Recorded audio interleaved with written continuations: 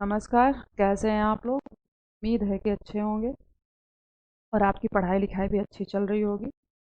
हम घटना चक्र के प्रश्न को सॉल्व कर रहे थे और घटना चक्र के फंजाई के प्रश्न को हम सॉल्व किए थे कल। आज हम शैवाल तथा लाइकेन के प्रश्न को सॉल्व करेंगे। तो टाइम नहीं खराब करते हुए सीधे प्रश्न पे चलते हैं। देखते हैं यहाँ पे जो पहला प्रश्न दिया गया है कि कैप सेल पाए जाते हैं। ऑप्शन जो है नास्टाक, पायरोगायरा, ओइडोगोनियम, सारगासम। तो करेक्ट ऑप्शन हो जाएगा उडोगोनियम। इसका एक्सप्लेनेशन देखते हैं। कैप्सेल्स उडोगोनियम शैवाल में पाए जाते हैं।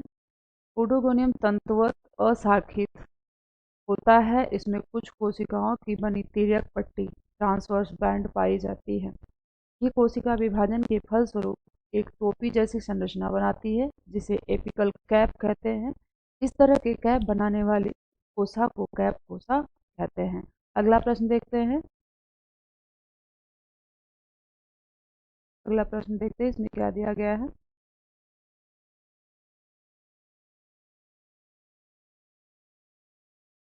थोड़ी सी असुविधा हमें होती है, धीरे धीरे ये प्रॉब्लम भी हमारी सही हो जाएगी। एक टेक्निकल इशू हो जाता है और इसको संभालने में हमको थोड़ा सा टाइम लगेगा।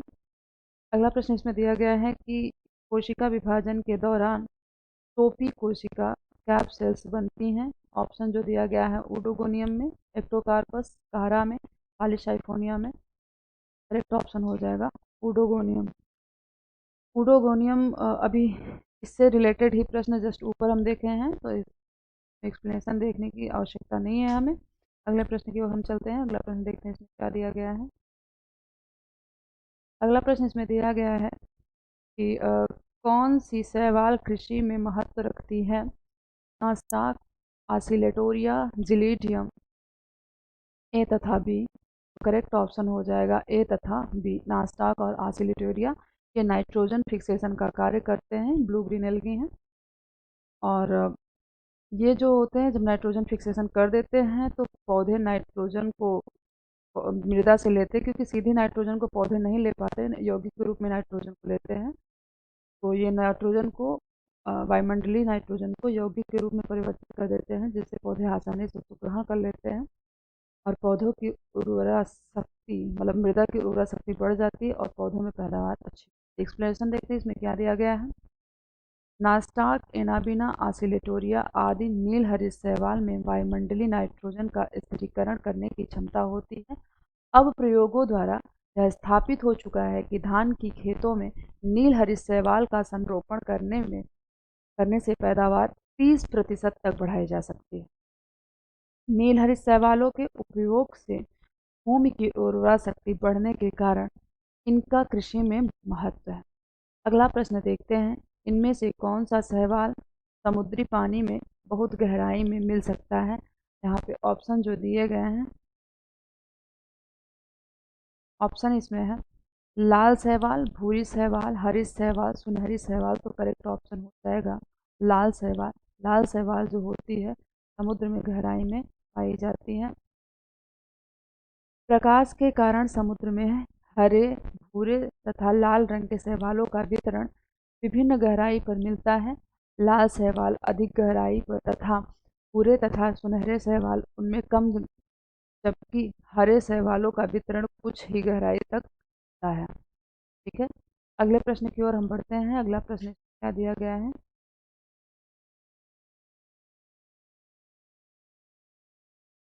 शैवाल साहचर्य इसमें पाया जाता है। ऑप्शन जो दिए गए हैं साइकस की सामान्य जड़, साइकस की कोलेरॉइड जड़, साइकस की पत्ती, साइकस की रेकिस। तो करेक्ट ऑप्शन हो जाएगा बी। साइकस की कोलेरॉइड रूट जो होती है उसमें एल्गी एसोसिएशन पाया जाता है, जो वहाँ पर नाइट्रोजन फिक्स करने का कार्य।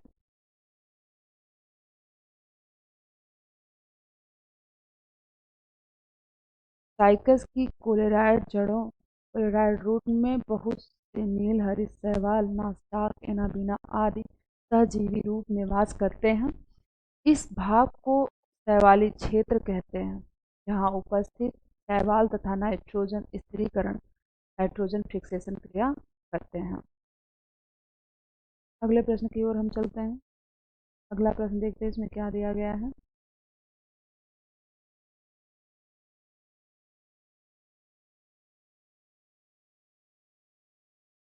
अगला प्रश्न इसमें दिया गया है कि साइकस के क्लोराइड जड़ों में निम्नलिखित में कौन सी शैवाल पाई जाती है।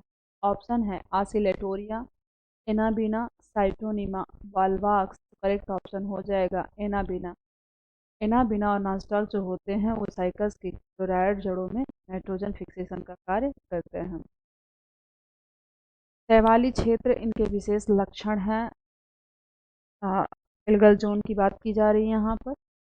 तो साइकस के सामान्य जड़ों, पाइनस के जड़ों, साइकस के तने, साइकस के क्लोराइड जड़। तो करेक्ट करेक्ट ऑप्शन हो जाएगा साइकस के क्लोराइड रूट में एल्गनजोल, मतलब एल्गनजोल होता है। मतलब एल्गी वहाँ पे पाई जाती है। कौन सी एल्गी होती है, रेटेड नेशन ऊपर दिया गया था। तो यहाँ पे अगला प्रश्न अधिकतर लाइकेन्स में कवक सहयोगी सदस्य होता है। ऑप्शन है एस्कोमाइसिटीज, फाइकोमाइसिटीज, बेसिडियोमाइसिटीज। कोई नहीं। तो करेक्ट ऑप्शन हो जाएगा ए, एस्कोमाइसिटीज। कवक के साथ शैवाल का साहचर्य लाइकेन कहलाता है। लाइकेन थैलस का शैवाल सहयोगी फाइकोबायोंट कहलाता है, जबकि इसका कवक सहयोगी माइकोबायोंट कहलाता है। अधिकतर लाइकेन्स में एस्कोमाइसिटीज वर्ग के कवक सहयोगी सदस्य होते हैं। अगला प्रश्न देखते हैं। अगला प्रश्न इसमें दिया गया है लाइकेन थैलस का शैवाल सहयोगी कहलाता है फाइकोबायोंट, माइकोबायोंट, फाइ सॉरी पहला है फाइकोमाइकोबायोंट, माइकोबायोंट, फाइकोबायोंट। उपरोक्त में से कोई नहीं। तो शैवाल जो होता है उसको हम फाइकोबायोंट कहते हैं। करेक्ट ऑप्शन यहाँ पे सी हो जाएगा, क्योंकि अगर यहाँ पे केवल शैवाल की बात की गई है। अगर फंजाई की बात की गई होती तो हम माइकोबायोंट कहते, अगर दोनों की बात की जाती तो हम फाइकोमाइकोबायोंट कहते। अभी इसके ऊपर ही हम एक्सप्लेनेशन देखते हुए हैं। अगले प्रश्न के और हम चल अगला प्रश्न देखने में दिया गया है। अगला प्रश्न है लाइकेन साहचर्य है कवक के साथ शैवाल का, शैवाल के साथ टेरोफाइट का, शैवाल के साथ ब्रायोफाइट का। उपयुक्त सभी। तो यहाँ पे करेक्ट ऑप्शन हो जाएगा कवक के साथ शैवाल का। अगला प्रश्न है प्रायः क्लेमाइडोमोनास की कोशिका में पाए जाने वाले क्लोरोप्लास्ट की संरचना होती है जालिकावत, एचाकार की, कप आकार की, डिस्क के आकार की। तो करेक्ट ऑप्शन हो जाएगा कप के आकार की।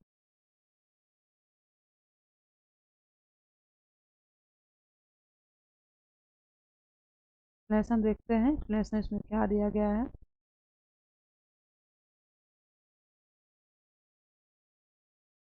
शैवालों में क्लोरोप्लास्ट विभिन्न आकार के होते हैं, जैसे जालिकावत, उडोगोनियम, कपरूपी। क्लेमाइडोमोनास वाल्वाक्स में कपरूपी होता है। सटविलाकार स्पायरोगारा में होता है। मेखला रूपी यूलोथ्रिक्स में होता है। डिस्क जैसी पाउचेरिया और कारा में पाई जाती है। अगला प्रश्न इसमें दिया गया है यूलोथ्रिक्स का हरित प्लवक होता है सर्पेला कृतिक, मेखला रूपी। ए और बी दोनों, इनमें से कोई नहीं। तो करेक्ट ऑप्शन हो जाएगा मेखला रूपी। कलर से होता है। ठीक है। अगला देखते हैं। अगला प्रश्न क्या दिया गया है इसमें।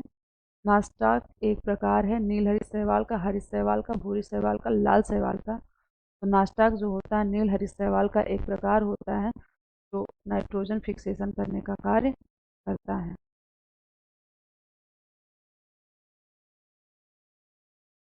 अगला प्रश्न देखते हैं इसमें क्या है। अगला प्रश्न दिया गया है कि सैक लाइकेन साधारणतया, अच्छा एक्सप्लेनेशन नहीं देखें, एक्सप्लेनेशन देख लेते हैं। नास्टाक एक नील हरित शैवाल है जिसे साइनोबैक्टीरिया श्रेणी के अंतर्गत रखा गया है। यह मोनेरा जगत में आता है। 14 नंबर का प्रश्न देखते हैं। सैक लाइकेन साधारणतया निम्न स्थानों में नहीं पाए जाते। पहला ऑप्शन दिया गया है प्रदूषित शहर में, अनावृत चट्टानों पर, पहाड़ियों पर, वन के पेड़ों की छालों पर। तो करेक्ट ऑप्शन हो जाएगा प्रदूषित शहर में। तो यहाँ पर एक्सप्लेनेशन जो है देख लेते हैं।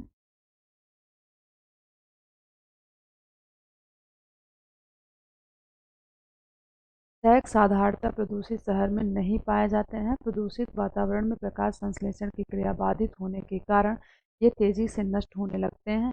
ये मुख्यतः वायु प्रदूषण का संकेत देते हैं। ठीक है, अगला प्रश्न देखते हैं। सैक एक अच्छे सूचक हैं। जल प्रदूषण, वायु प्रदूषण, ध्वनि प्रदूषण उपयुक्त में से उपयुक्त सभी। तो करेक्ट ऑप्शन हो जाएगा वायु प्रदूषण।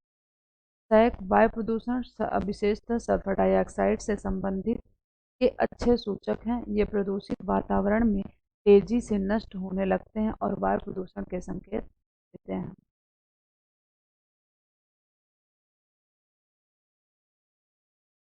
अगला प्रश्न इसमें दिया गया है, लाइकेन सूचक हैं किसके? जल प्रदूषण, वायु प्रदूषण, मृदा प्रदूषण, ये सभी। तो करेक्ट ऑप्शन हो जाएगा वायु प्रदूषण के। जस्ट अभी इससे रिलेटेड प्रश्न हम पर देखे हैं। अगला प्रश्न देखते हैं। निम्न में से कौन सल्फर डाइऑक्साइड प्रदूषण के सर्वोत्तम सूचक होते हैं? ऑप्शन जो दिया गया, ब्रायोफाइट, शैवाल, फर्न और लाइकेन। तो करेक्ट ऑप्शन हो जाएगा लाइकेन। ठीक है, अगला प्रश्न दिया गया है, प्रदूषण के जैविक सूचक हैं सैक, काई, शैवाल, इनमें से कोई नहीं। तो इसका करेक्ट ऑप्शन हो जाएगा सैक जो होता है वो प्रदूषण के जैविक सूचक होते हैं। रिलेटेड प्रश्न भी हम पढ़े हुए हैं, तो यहाँ पे एक्सप्लेनेशन देखने की आवश्यकता नहीं है। अगला प्रश्न इसमें दिया गया है, निम्न में से कौन एक शैवाल नहीं है? ऑप्शन है वाल्वाक्स, आसिलेटोरिया, एस्परजिलस, क्लेमाइडोमोनास।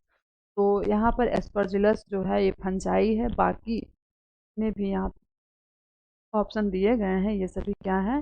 ये शैवाल है। करेक्ट ऑप्शन यहाँ पे हो जाएगा सी वाला। वाल्वाक्स, आसिलेटोरिया तथा क्लेमाइडोमोनास शैवाल है, जबकि एस्परजिलस कवक है। वाल्वाक्स तथा क्लेमाइडोमोनास क्लोरोफाइसी वर्ग जबकि आसिलेटोरिया साइनोफासी वर्ग के अंतर्गत आने वाला शैवाल है। एस्परजिलस जो होता है एक मृतोपजीवी कवक है। आगे बढ़ते हैं।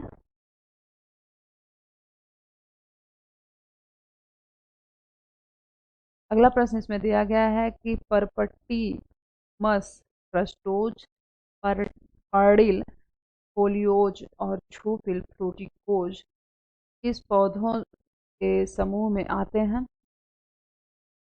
तो ऑप्शन है कवक, शैवाल, सैक, लाइकेन और माइकोप्लाज्मा। तो ये जो है ये जो प्रकार हैं ये सैक या फिर लाइकेन के प्रकार होते हैं। ठीक है, एक्सप्लेनेशन देखते हैं।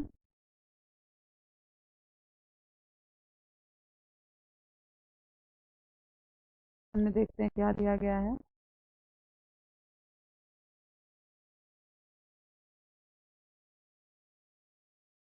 परपट्टी मस या क्रस्टोज, पर्डिल अर्थात फोलियो, छूफिल या फ्रूटिकोज लाइकेन के समूह में आते हैं। परपटीमस लाइकेन का थैलस चपटा व कठोर होता है। पर्डिल लाइकेन का थैलस चपटा, फैला हुआ तथा पत्तियों की भांति पालित व कटावदार होता है। छूफिल लाइकेन एक थैलस सुविकसित छूफिल, बेलनाकार तथा शाखित होता है। अगला प्रश्न देखते हैं, निम्नलिखित में से कौन से लाइकेन के प्रकार हैं? पर्डिल, छूफिल, परपटी, ये सभी। तो करेक्ट ऑप्शन हो जाएगा ये सभी। अगला है, एक्टोकार्पस साधारणतया उगते हैं तालाबों में, समुद्र में, नदियों में और केवल कच्छ क्षेत्र में। तो करेक्ट ऑप्शन हो जाएगा समुद्र में एक्टोकार्पस साधारणतया उगते हैं। अगला प्रश्न इसमें दिया गया एक्सप्लेनेशन देख लेते हैं। एक्टोकार्पस एक विश्वव्यापी शैवाल है। यह शीतोष्ण तथा ध्रुवीय क्षेत्रों में समुद्र के ठंडे जल में पाया जाता है। भारतवर्ष में ये पश्चिमी तट पर समुद्री पौधों तथा पथरीली चट्टानों पर पाई जाती है। ऑप्शन जो इसमें दिया गया है, क्लोरोफाइसी के संचयी भोजन पदार्थ किस रूप में होता है? वसा, स्टार्च, इन, तेल। करेक्ट ऑप्शन हो जाएगा यहाँ पर स्टार्च। क्लोरोफाइसी वर्ग के शैवाल में संचयी भोजन पदार्थ स्टार्च के रूप में होता है। इन शैवालों में क्लोरोफिल ए तथा क्लोरोफिल बी अपेक्षाकृत अधिक मात्रा में होता है, जिसके कारण ये गहरे हरे रंग के होते हैं। अगला प्रश्न इसमें देखते हैं। अगला प्रश्न क्या दिया गया है?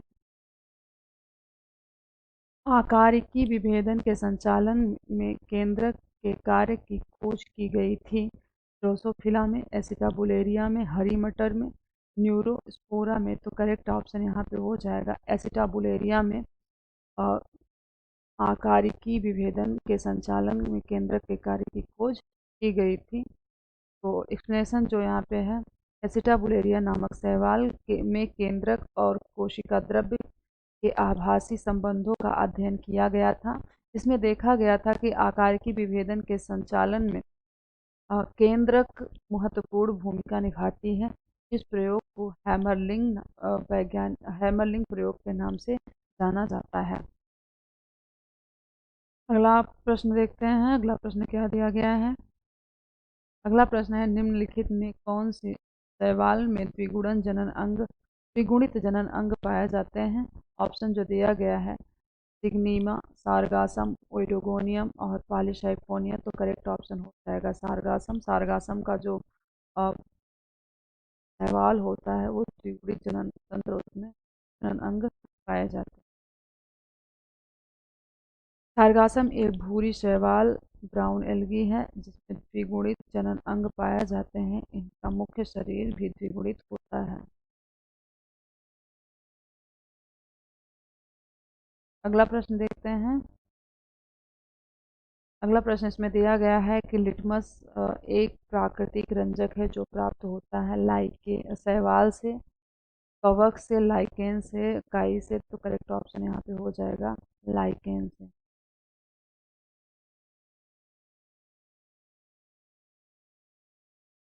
प्राकृतिक रूप से प्राप्त लिटमस का स्रोत प्रोशेला वंश के लाइकेन होते हैं। लिटमस एक रंजक होता है जिसका उपयोग रासायनिक पदार्थ का पीएच ज्ञात करने के लिए सूचक के रूप में किया जाता है। अगला प्रश्न देखते हैं। वालवाक्स कॉलोनी की संरचना होती है गोलाकार, अंडाकार, चपटी, बेलनाकार। तो इसका एक्सप्लेनेशन देखते हैं। इस किताब में क्या दिया गया है, क्योंकि कई किताब में हमने देखा है वहाँ पे थोड़ा सा ऑप्शन का इशू है। कुछ किताब में इलिप्टिकल दिखता है और यहाँ पे ग्लोब्यूलर है, और कुछ किताबों में हमने ओवल पढ़ा है। अगर आपको इसका यहाँ पे कंफर्म ऑप्शन अगर पता हो तो कमेंट बॉक्स में आप बता सकते हैं, लेकिन जो इस किताब में दिया गया है उसी की बात करेंगे। वालवाक्स यहाँ ऑप्शन ए है। वालवाक्स क्लोरोफाइसी वर्ग का एक कॉलोनियल हरी शैवाल है। इसकी कॉलोनी का आकार गोलाकार होता है। यह कॉलोनी खोखली होती है जिसमें कोशिकाओं की संख्या निश्चित 500 से 6000 तक होती है। इसकी कॉलोनी को सिनोबियम कहते हैं। अगला प्रश्न देखते हैं। अगला प्रश्न इसमें क्या दिया गया है, जीनस वालवाक्स निम्न में से किस वर्ग में आता है? Chlorophyceae, Xanthophyceae, Myxophyceae, Rhodophyceae. तो करेक्ट ऑप्शन यहाँ पे हो जाएगा क्लोरोफाइसी। अगला प्रश्न देखते हैं।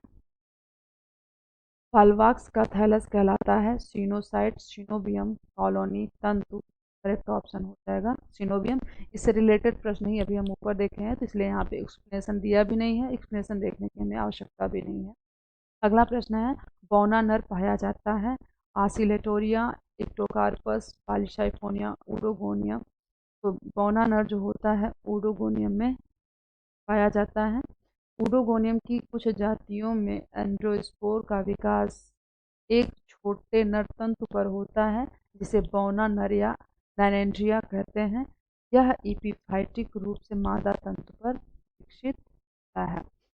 वीडियो लंबा हो जाएगा अगर इस चैप्टर पे हम सभी प्रश्नों को सॉल्व करेंगे। तो आज के लिए इतना ही। अगर आपको वीडियो पसंद आया हो तो वीडियो को लाइक करिए, अपने फ्रेंड को शेयर करिए, चैनल को सब्सक्राइब कर लीजिए। अगर आपको कोई क्वेरी हो, कोई दिक्कत हो तो आप कमेंट बॉक्स में कमेंट करके इसका जवाब पूछ सकते हैं। वीडियो देखने के लिए धन्यवाद।